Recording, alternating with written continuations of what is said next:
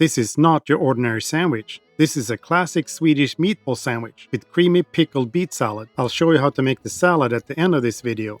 You can find this sandwich at a lot of coffee shops in Sweden. Start by spreading butter on a slice of rye bread and put a lettuce leaf or arugula leaves on top. Pour half a cup of creamy pickled beetroot salad on top of 3/4 of the lettuce leaf. Place 8 cold cooked meatballs on top of the salad.